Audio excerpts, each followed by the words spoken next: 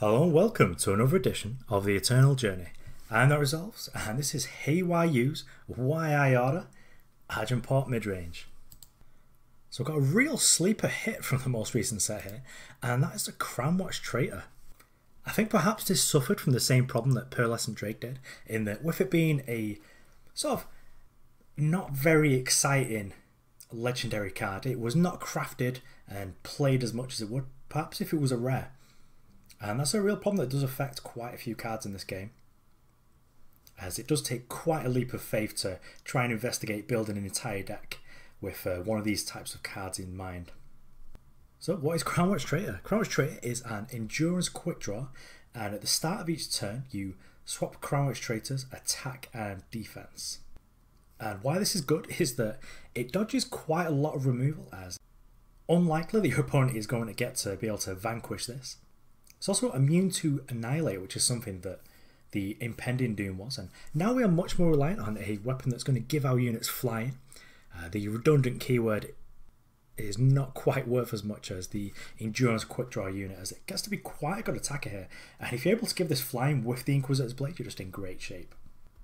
Crownwatch Traitor can get hit by in cold blood, but so can pretty much anything else in the deck, so I won't be too concerned with that. I suppose this deck's method of playing around in cold blood is just by having like 20 great targets for it.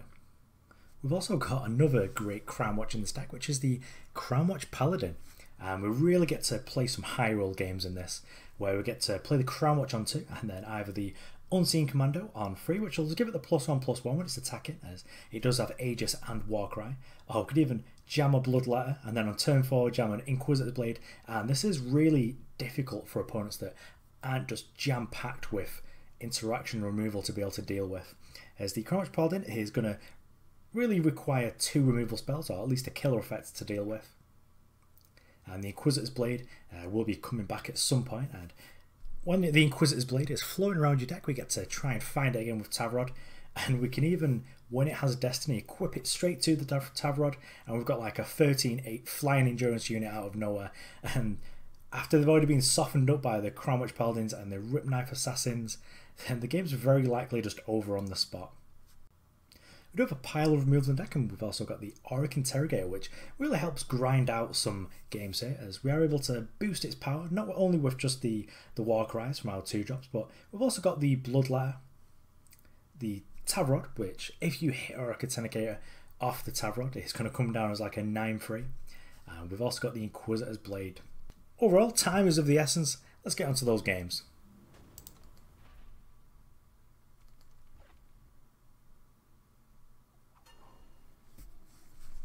Okay, so this is a pretty reasonable hand. We are on the play here, and we do get to play Crownwatch into Bloodletter if that's a matchup we need to. Otherwise, we can just play Crownwatch into Interrogator, and we can play the Bloodletter on that to keep drawing cards. So I think this is pretty good. Probably just going to bottom any sort of power with this Crest and Vengeance, because we're pretty good for influence. I don't need this.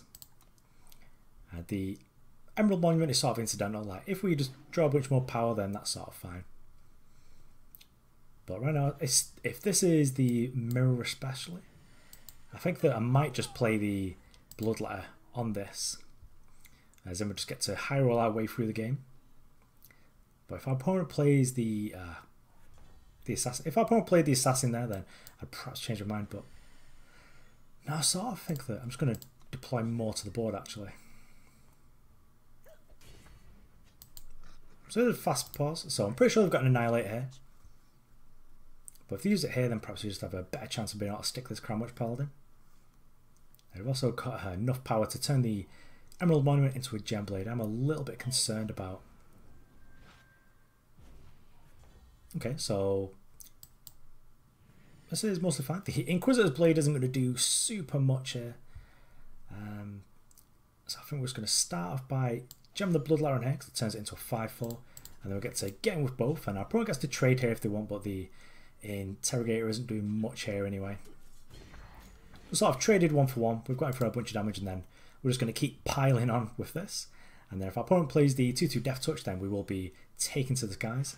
So they are using this Rolls Intervention to go with a Vanquish to remove the Crownwatch Paladin, which is pretty gross for us. I think I'm going to save this Vara's favour, because our opponent might have Crownwatch Paladins like we did. So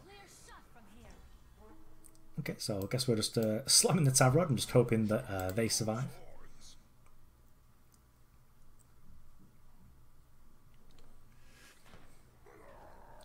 So it's sort of interesting to see the rooftop vigilante here, boys.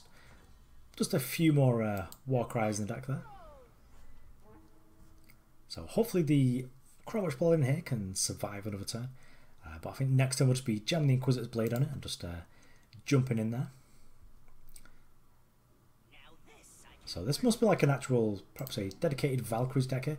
The Relentless Intervention should have really tipped me off, but I thought perhaps that was just a nice piece of technology here.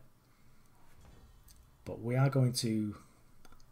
Well, if we had 6 power, we couldn't have done much differently anyway. But I think we're just going to get this Inquisitor's Blade rolling.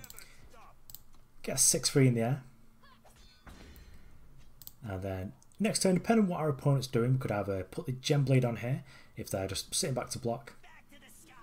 Okay, well, they just wanted to draw a Valkyrie Enforcer. So that's sort of fine if that's what our opponent's turn is going to be. So I am a little bit concerned that our opponent's turn might be a finest hour, so we'll just play the Unseen first, just definitely get up to 7 power here. That was just a chump there. But we've got a pretty good Air Force here, and if our Aegis remains unpopped, which I don't think it will do, because I'm pretty sure this Valkyrie is going to be combining with a Vanquish. But fortunately the ordering means that we still have the Inquisitor's Blade, and here it is, I guess. So we do get to chunk in there for 6 now. Pretty much going to have to be chumping here. Okay, so perhaps they've just got the removal spell instead. I don't want to load up on weapons here. I'd rather use the Gem Blade on like another unit. But we're at quite a high life total here, although our opponent has established quite a bunch of war cries with these units. I'll just use the Valkyrie Force here just to take our opponent's aerial blocker out of the way.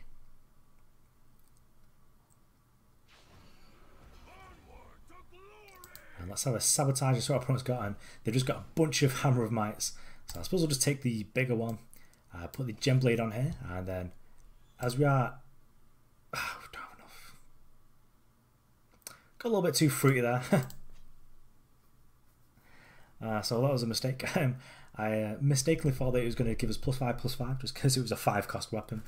So I suppose that sucks for me. Should have perhaps done that in a different order because I could use the Vara's Favour to get through. But it looks like it's not to be. But at least we've got a decent block here. We know our opponent's hand is just full of Hammer of Mights. And at least now, as our opponent's used all their power, it's sort of worked out for the best. Our opponent is going to have the 1/1 over here. That we'll be able to use this Vara's Favour that we've been so lucky to keep a hold of. Now we've got the Annihilate backup as well if there is like an intervention. There wasn't, so we'll just get to get in there for 8, and even through a Relentless Intervention we get to get in there for lethal. So Savage will miss playing, but get in there anyway.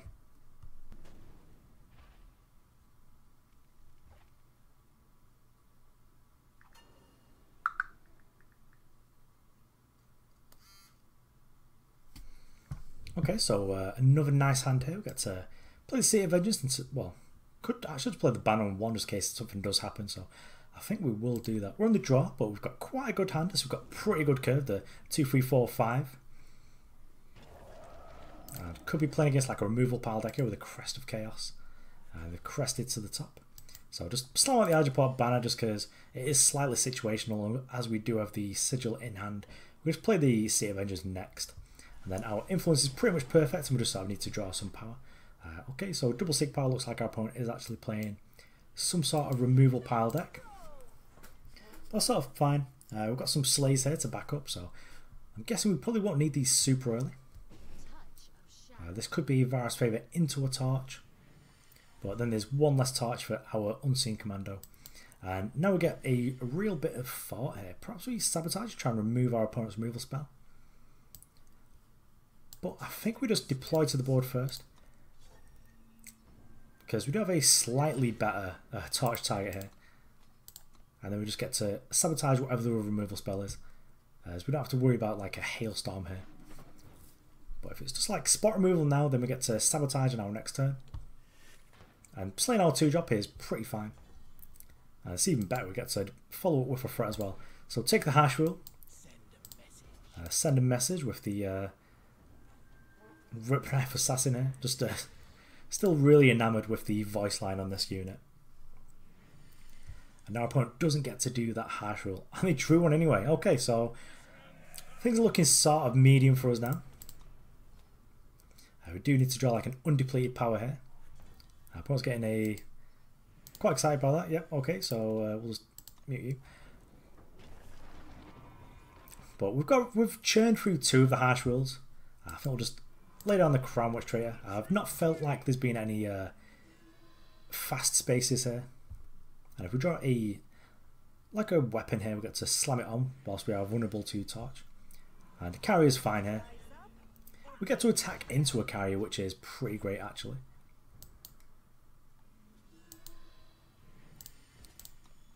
Because a carrier doesn't block a Crownwatch Traitor very well. And I think we're just going to slam down the broker here. And if we draw like another undepleted power, even a conditional one, we still get to like double slay here.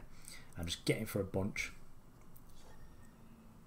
So I point really needs like a huge weapon here, or maybe even a harsh rule.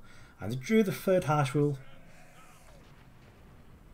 But at least they had to kill the carrier there. So as we're just chucking out the Auric Interrogator and just hoping to fade the 10 war cries on top. But if it's a unit, then that's still sort of fine. Our opponent doesn't have an infinite amount of time in if we pick up any sort of weapon. Okay, so the Rune Hammer's pretty good here. They get to... Putting it on there was pretty good. Could have done with the Sabotage a little bit earlier.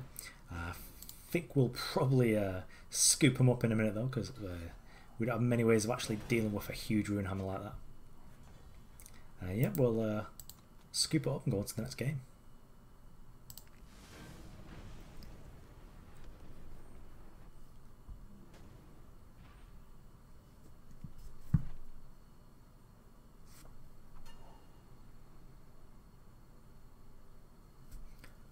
Okay, so we've got a bunch of interaction here because we've got the Sabotages with the Vara's Favour, and we do get to perhaps just high roll this with the Crownwatch Paladin with the Inquisitor's Blade, so I think we'll keep this. But I think with this Scout here, if we find like a Shadow Source or just actually just any sort of power, perhaps I'm sort of inclined to keep it here. And yep, so I'm even more inclined to keep power because then we'll get to play the Crownwatch Traitor as well, but actually against a Feln deck, having 2 Crownwatch Paladins could be really good. But I do think that our 3rd turn is perhaps just going to be Vara's Favour plus Sabotage.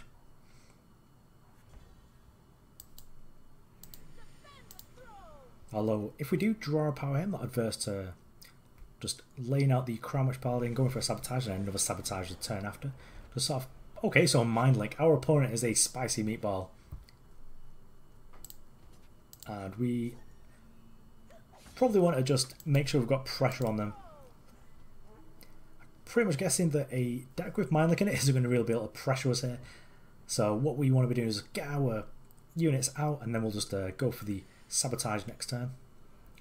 Okay, Mind Link and Crown, they are going deep. But I think unfortunately we do have to like Vara's Favour because we can't just sit here with just the girls. I do want to get a power down. So we've got a Regression and a Strategize. Regression isn't going to do it, it's just like a 4 cost to pop an Aegis, so we'll take the Strategize because that's the one that they can actually play and that does something. Draw over power here, then we do get to gem out the Inquisitor's Blade though. I'm not totally averse to just slamming down a Crownwatch Traitor.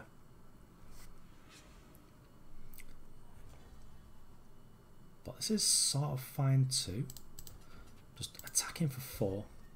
And then we get to settle with the Vara's Favour and the Sabotage we can play it next turn. So take a peek at what they've got, get this Regression out of the way, do a little damage with the Vara's Favour. And then next turn, now our opponent, so they've got a unstable farm here perhaps, so they do have a way of being able to transform our unit, so at least pop the Aegises. Do they get the same one? Okay, so we've got Sparkbot, so definite downgrade, but our opponent has drawn 2 copies of Sparkbot, which is potentially quite good against us, as it's a 1/4 blocker, but I think we are just going to ignore that. Does this cost 3? Yeah, I probably could have played one and they didn't, so I'm a little bit curious about what the other card is, though. We know it's not something they could play.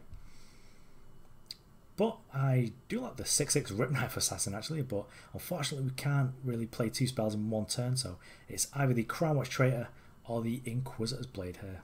And perhaps our opponent's unit here is an Iron, so we'll just attack with the 5/2. We'll play around that being an actual Iron here, because otherwise our opponent just gets to game 3 for no reason. And it was an ambush spark, but okay, so we'll see what was happening there. I knew there was like one unknown that was not a spell. And we've got a lifesteal one as well, so nice. But we do get to deploy 2 of these here.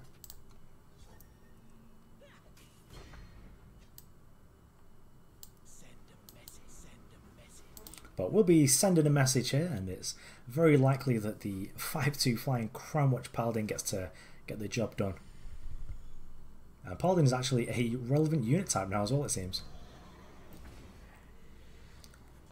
So our opponent's got a bunch of lifesteal here, but we are just going to pop this down. And then I suppose we just get with the team. This 1 damage just gets eaten, but then we get to get throw damage. So I think we do have to attack with the 1/4 as well. The Valkyrie Enforcer here, quite a timely draw. But we'll get to make some trades and we'll just get to win in the next turn.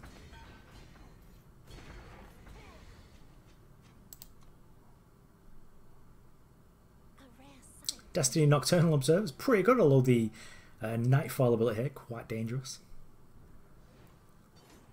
The Feeding Time, I believe, kills... Oh, doesn't kill our Inquisitor's Blade, nice. But our opponent draws a couple of pigs here with some random abilities. So I'm pretty sure we're just going to be getting it for lethal. I feel sort of mean because as... This is the last one, not ambush, okay. Because as sweet as the Mind Link deck is, it sadly just got picked apart by a bunch of discard and then just Aegis threats.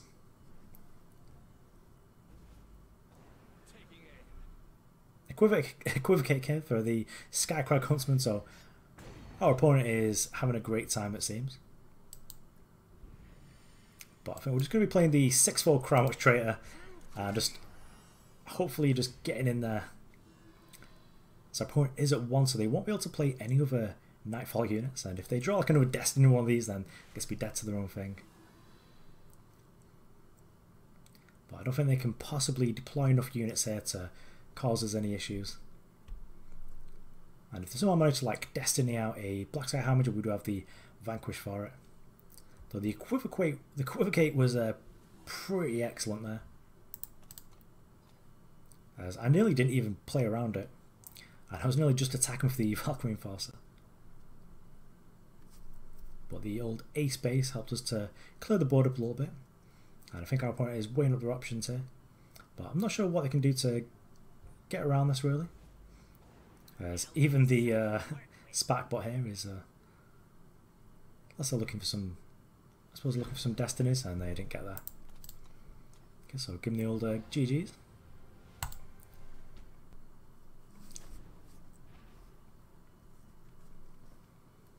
Okay, well, as much as I've really enjoyed high rolling with Crownwatch Paladin, and especially with the Sabotage, I don't think this hand is really doing it for us. Just 5 power and no scouts.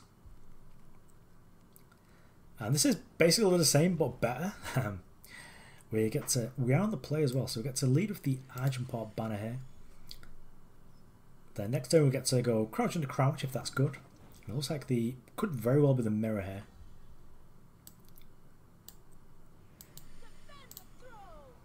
I'll chuck this one down first just in case our opponent has a Ripknife Assassin on the other side. I'd rather save our Ripknife Assassins for attacking through other things.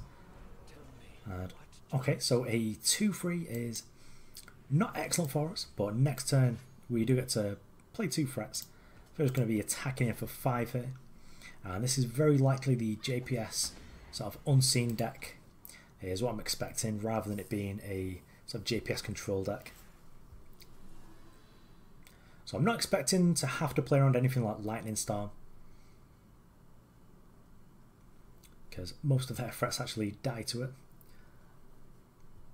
But the opponent's deck is pretty sweet. I've enjoyed playing with this, though I do tend to favour just playing the straight Feln version.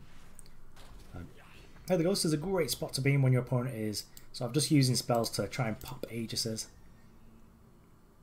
Whereas even if our opponent does use another removal spell on this, it's basically a 2-for-2 trade. Because they've spent 2 cards to deal foul 2 cards, but we've also got in 10 damage, gained 5, and got like 2 war cries on top of our deck. So we do actually need to draw them in a pretty short amount of time here. I'd really like to find like a Warcried Inquisitor's Blade that we're going to stick on this 2-1. We found a 4-1, which isn't excellent here. I think we'll just attack with these. I'm pretty sure our opponent just gobbles up the 2-1, but we're getting for 2 damage, get 2 more Warcries on top. Our opponent might have even considered not blocking that.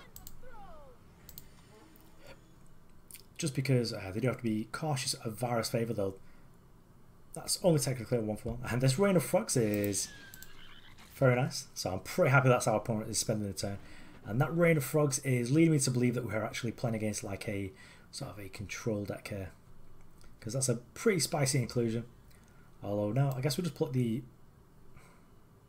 So I want to put the Bloodletter on the 2-2. Because then we get a free in. But we get to get for the damage anyway. I'd rather just have a 9-8 with Aegis, because that's going to deal with... It's going to need 2 spells to answer it. And our opponent's only got 3 cards in hand. They are a little bit constricted on power here, because they've only got 5.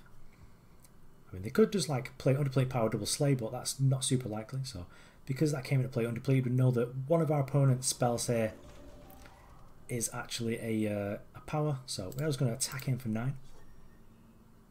Our opponent does have to chump here. And then we will just be playing the Auric Interrogator, and now we just get to sort of grind them out.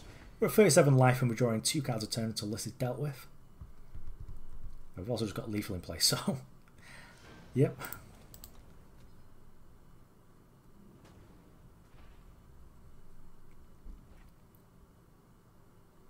Okay, so this is the last one from the set, and I don't like this hand. It's just too powerful for a bunch of sort of greedy free drops, as they all require double influence. We can actually play the Justice ones, but on the play I think we could just do better, just find a hand with some 2 drops. This isn't quite it, but we do get a little bit of interaction with the Sabotage and the Annihilate. I'm going to save the Sabotage really for perhaps if we draw another power here and we know we're going to be landing the Auric Interrogator. I'd rather just... Yep, so now we know we're going to be playing the Auric Interrogator. I'd rather just take the Strategize. So the fact that we're playing against Elysian and our opponent's only spell Strategizer tell me that perhaps this is like an Elysian mid-range deck.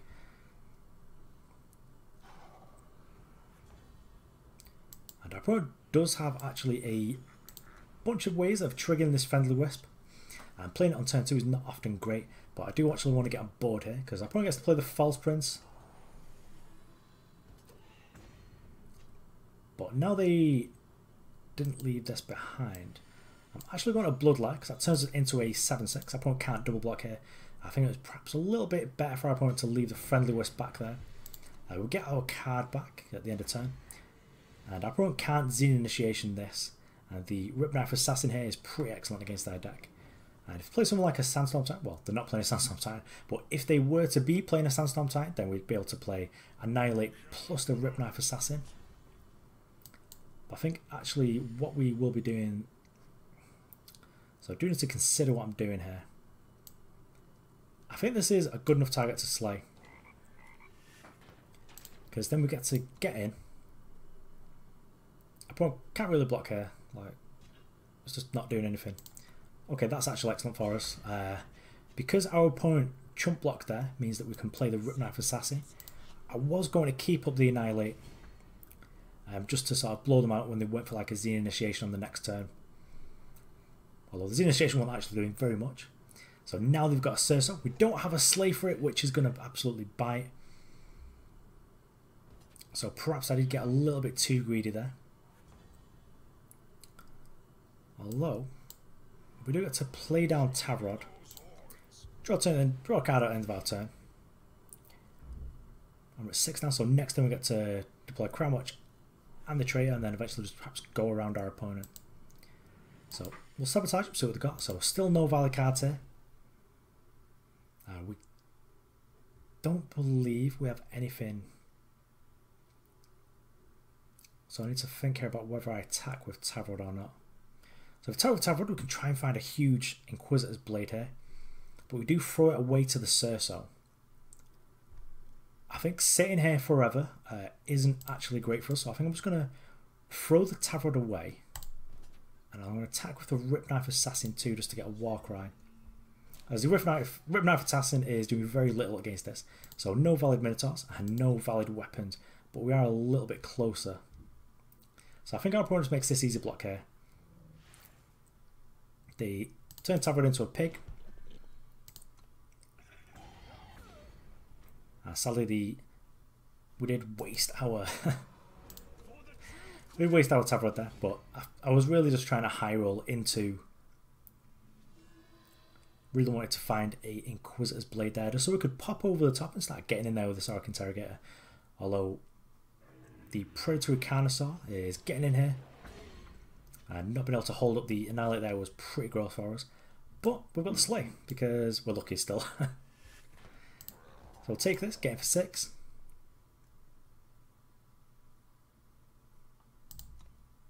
Well, get it for 7, sorry. I think we're just going to scout here, and I'm not going to play the Crownwatch Paladin because I'd rather protect myself from any further Carnosaurs or Xenon initiations.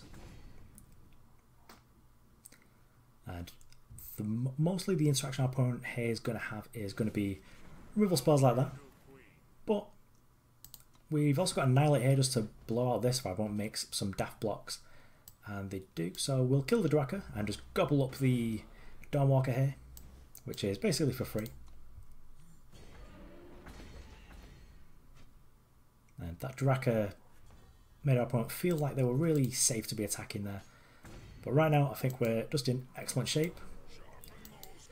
Don't have anything to hold up.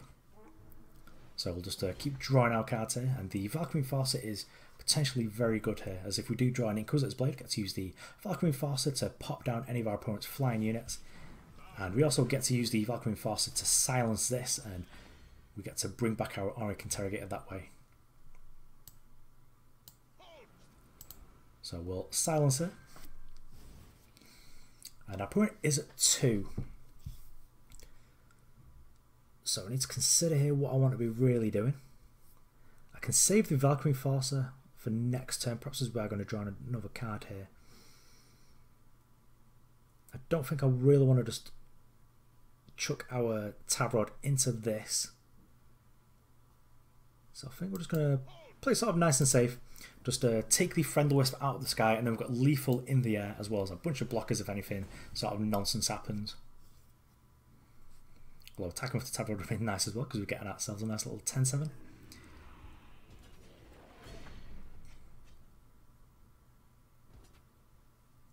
opponent does have a 7-6 here, and I think we're just going to take the 7 this turn. Because then any removal spell off the top, well, we didn't have one where it would have had us getting our opponent at lethal here. So it's just a game for free. Leave back Tavrod. So I'm hoping to draw an Annihilate here. And we've got the Inquisitor's Blade. Okay, so next turn, no matter what we get to get in, but our opponent does have outs to be able to kill us here, like perhaps a very nice Crystallize, but they didn't find it. Give me all GG's. Okay, so as we can see, the deck is still good. Argenport Midrange is not dead. In Cold Blood was never enough. And though I do have my problems with the card, I really dislike the fact that you can discard from your opponent's hand without any replacement. I think that we're just able to overload that card so much, especially with the Sabotages here, which is traditionally quite good against full cost or greater slow speed removal. Got a bunch of nice interaction in the deck, like the Annihilate and Vanquish, and all of it really paid off. I think just having a Crest in your faction pair as well is a really powerful thing, as this is perhaps one of the things that's keeping Xenon killers down a little bit. I really enjoyed how much Dead Reckoning has actually added to the game, as nearly every card in it is either seeing play or being investigated with play right now, and that's a pretty good place to be for expansions, and I would recommend actually purchasing that if you can. But if not, you know, go knock yourself out and grind for gold. Although personally, I would purchase it just because it's so much better value, and you could grind the same amount of gold and just chuck that into drafts, and that's going to really help your collection a lot more. Moving on to the Crownwatch Traitor, which is the thing that differentiates this deck from the older versions. I think it's actually quite good. It dodges a lot of the removal, and of course it gets torched, but you know, pretty much every unit in your deck outside of Tavrod gets torched. So by the time you get around to turn 4, if your opponent's still got a torch, then you're in rough shape anyway because you didn't have any units.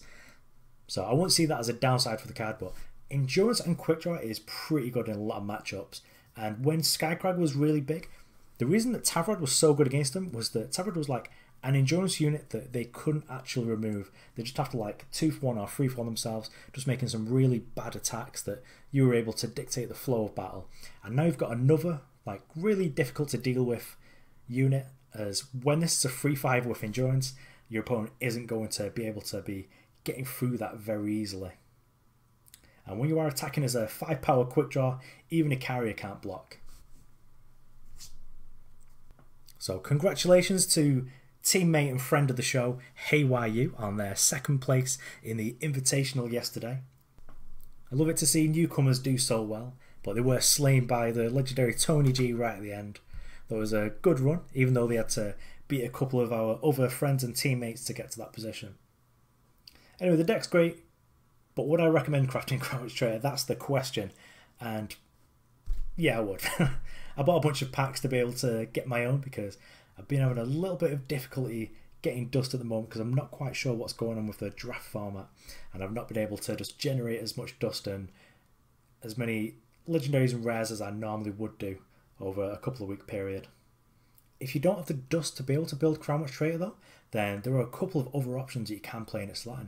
Impending Doom is still great, and even though you do have the redundancy with the Inquisitor's Blade in terms of actual keywords like flying, the body's huge and is able to just close out games super quickly. And you can also get a little bit spicy and play a favourite card of mine of Minotaur Lighthoof, which actually makes your Tavrod a little bit more consistent, as it gives Tavrod more ways to attack in uncontested, as well as just giving Tavrod more things to actually hit with the attack trigger, as you've got basically another 4 Minotaurs in your deck that have all got pretty great abilities. Okay, so thanks for watching. I've been That Resolves, and this was HeyWhyYou's Traitor's Gonna Trait, also known as HeyWhyYou.